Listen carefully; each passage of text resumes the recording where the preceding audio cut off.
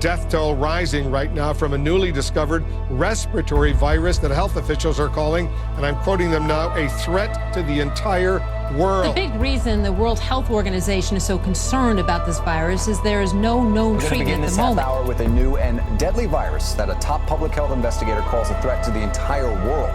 There's no treatment and no vaccine. And a new study is now suggesting experts that don't people understand who have how this the virus is spreading. Let's get some background now. See, Mary Snow is joining us. Mary, what are you learning? How serious is this?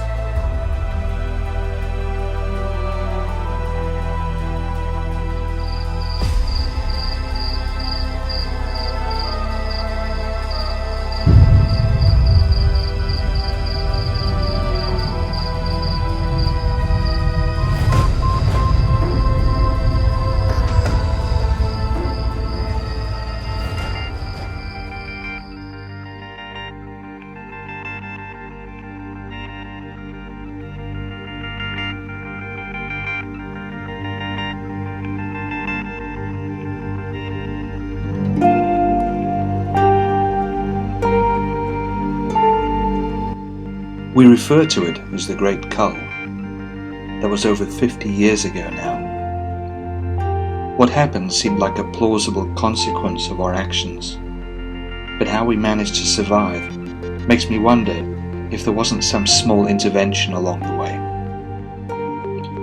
In the end, it wasn't the meek or the righteous that inherited the earth. It was a collection of bewildered but cautiously grateful individuals. Why some lived while most died remains a mystery.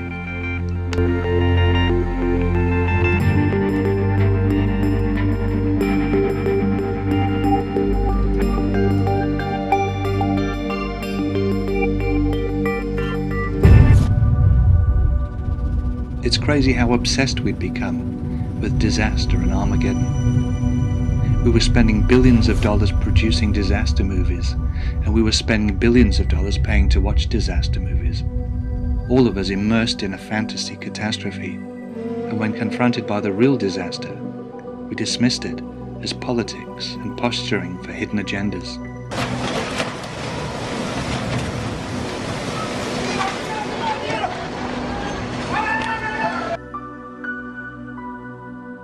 I mentioned that we called what happened the Big Cull, which implies a conscious decision, an intervention, and maybe it was. Scientists extrapolated, religions warned us, and much of big industry stonewalled us, but we all knew in our hearts that Earth couldn't sustain.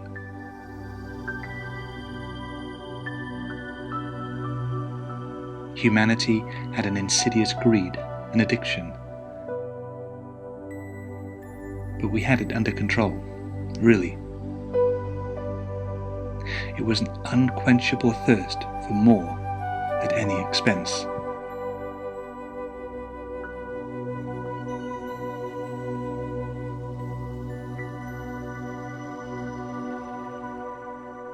But back to my story, which is not so much about survival, but about relationships. With myself, with other people, and with the earth.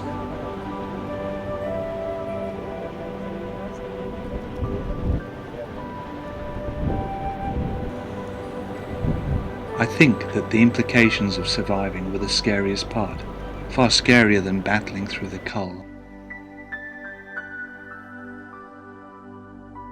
Then we were preoccupied, we were busy surviving, and there was little time to think.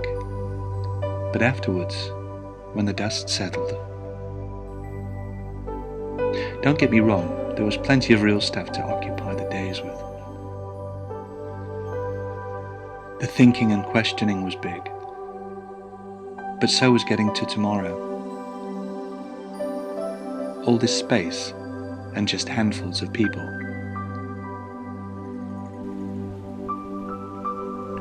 What do you do when the canned food runs out and it's winter?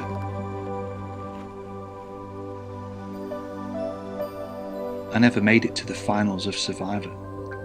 The only thing I'd foraged for was bargains at the Christmas sales. How were we going to make it as we shed the cocoon of the last dynasty?